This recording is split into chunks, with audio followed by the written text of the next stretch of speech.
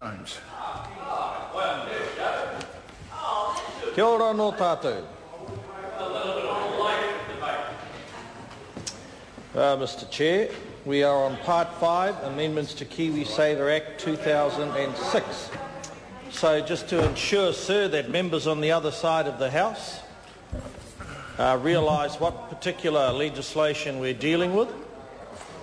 And, sir, I fear the quality of the debate is about to change as Mr Dunn leaves, but that's neither positive or negative. I just leave that for members to dwell upon.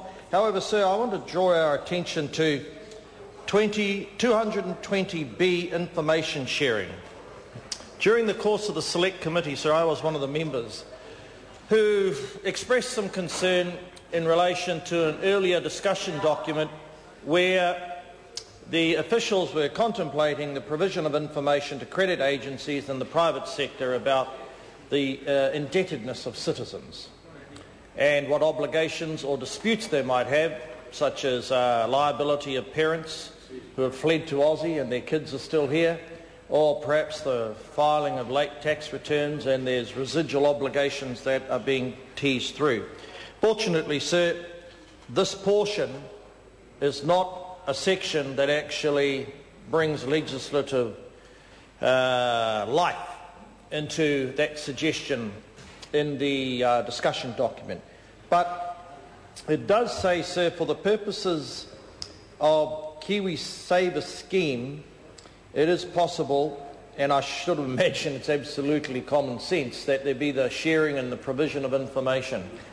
But it's always timely, and it's the importance of the role of the parliamentarian, sir, in pointing out the danger of creep, the danger of what seems to be an innocuous change, what seems to be, sir, a modest regulatory amendment doesn't develop a momentum and life of its own.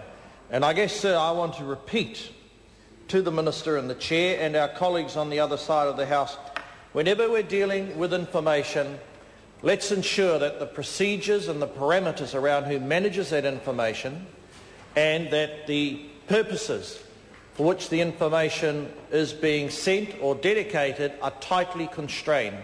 Sir, we all know as public figures that information, when misused, or information that might fall into the wrong hands can have a destructive impact on how your fellow New Zealanders or the community may view your suitability for your role, or indeed it can be used, sir, in a host of improper purposes.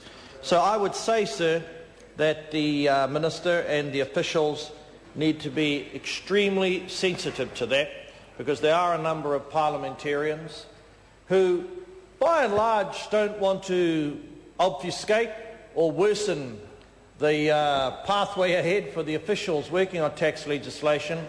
But know this, a host of us are regularly petitioned by garden variety Kiwis about their dealings with the state agencies and whether or not the information that's being provided to them is both accurate and completely comprehensive. And, sir, whether or not all the information that is being held, is it actually necessary? So, there is a reference here, initial steps in winding up of KiwiSaver scheme. Now, I don't want to repeat what earlier speakers have said, my colleagues. We've made our point. A small forest has been cut down and transformed into the SOP, and Mr Cunliffe and others have highlighted that. But without a doubt, sir, these technical amendments presage a deeper, more savage set of changes that are on the way. And I'm sure my senior colleagues will address that in more detail than I would. But I cannot, sir, let my small contribution at this stage end without making the observation. I think that there's a great deal of potency in the term winding up of KiwiSaver scheme. Because, sir, the attenuation and the weakening of KiwiSaver started from the moment that the last election was held and, unfortunately for us, lost. So I believe, sir, we'll hear a great deal more from other speakers as to whether these technical changes actually reflect a deeper agenda i.e. winding up of KiwiSaver scheme as we know it. Call Chris Tremaine.